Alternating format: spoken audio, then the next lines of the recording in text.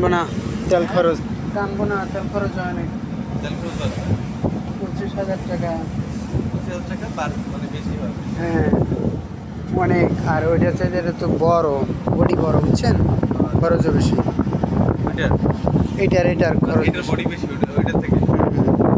এটা হচ্ছে অ্যাডভেঞ্চার 1-এর মতো ছোট সাইজ। অ্যাডভেঞ্চার 1 হ্যাঁ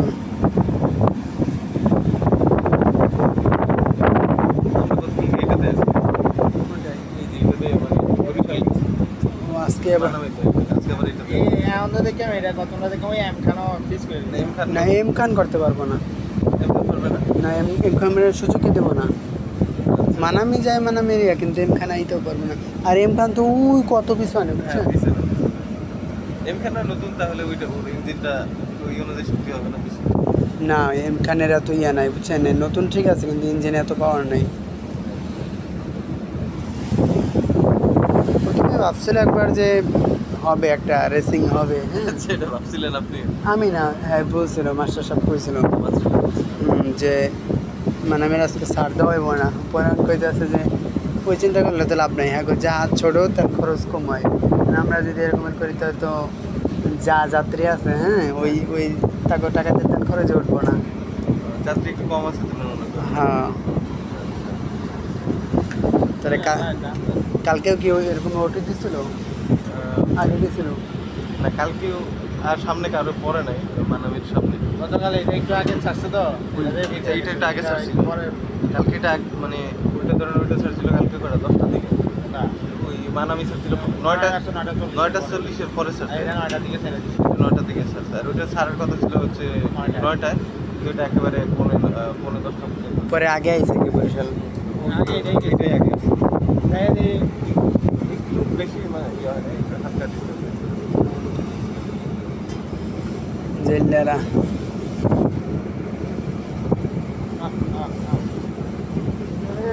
মানামিতে তো কালকে প্রচুর লোক ছিল, বেশ কিছু গ্রুপ ছিল। এটা তো আছে যাত্রী কম।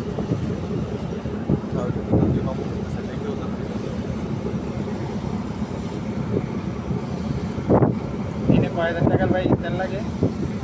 রাত্রে তো হ্যাঁ অনেক। 50,000 এত না, তবে এক্সট্রা বেশি যায় যদি আউটটা না। যেমন তাদের যে গতিসীমা বা সামান্য মিডিয়ামভাবে চালাই গেলে কম হয়। ভাই জানা আপনারা দরকার আছে তারা দেখে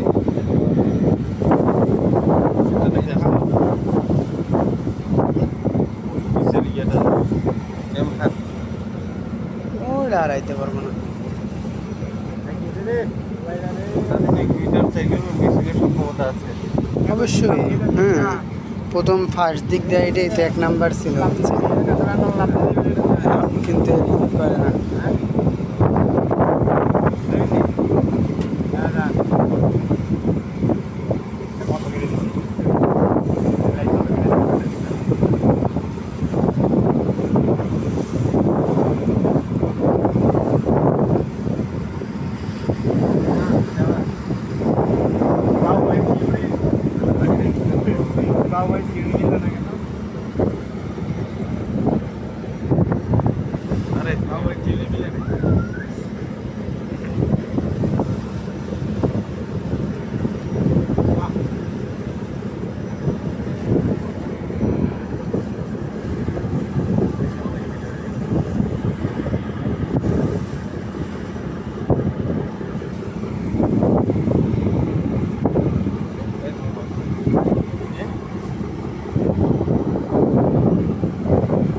আপনাদের কি এরকম নিয়ম আছে যে একজন আরেকজন ওভারটেক করলে যেইটা যারে ওভারটেক করছে সে তার প্লেট বা তার নামটা লাইটটা বন্ধ করে দেয়?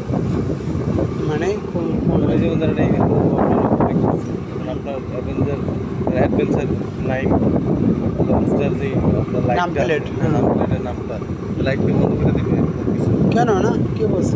আমাকে বলতেছে যে এরকম হলে তার ইয়েটা বন্ধ করে দেয়, তারপরে ইয়া না। তাহলে মানামিটা বন্ধ হয় না কেন? মানামিতে আগে গেছে না, না এটা কোনো ইয়ে না।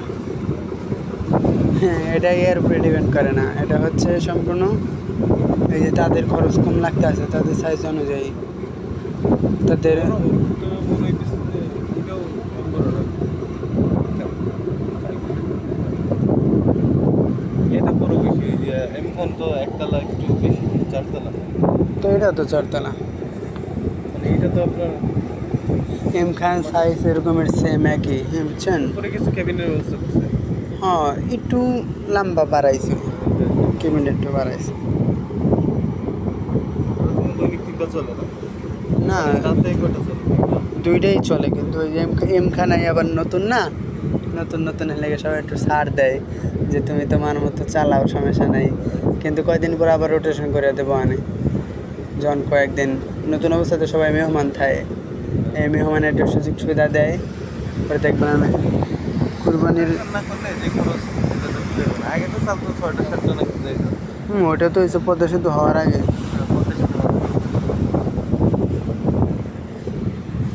এখন কি মনে হয় রেগুলার মোটামুটি এরকম থাকবে 2টা 3টা? এখন হচ্ছে যে যত যাত্রী দুইটায় পাইতো, ঠিক আছে, এটা আর এটা মোটামুটি ভালোই পাইতো, প্রতিদিন তো দুইটা করেই, তার মধ্যে দিয়ে মাঝখানে ভেজাল করতে আছে এই যে এমখান। সুন্দরবন আছে, ও সুন্দরবন 12। ওটা তো এক সপ্তাহে একটা ইয়ে করে খুলে দিলে যায়। হ্যাঁ তাদের যদি তেল খরচ আছে একসাথে যদি 4টা 5টা যাই দিলে তার যাত্রী তো এরকম নাই, সবাইরই তো লস। নিচে ক্যান্টিন, হ্যাঁ ক্যান্টিন গো লস, বুঝলেন। আবার যেমন আজকে সার্ভিসে আবার 5 দিন পরে আবার ক্যান্টিনের ওদের ব্যবসা করতে পারবে। এক সময় তো অ্যাভেলেবেল করতে পারছিল। আপনার গ্রামের বাড়ি কোথায়? বরিশাল। জি, গ্রামের বাড়ি কোথায় আপনার? বরিশালে? বরগুনা, বরগুনাতে। তালতলি থানা।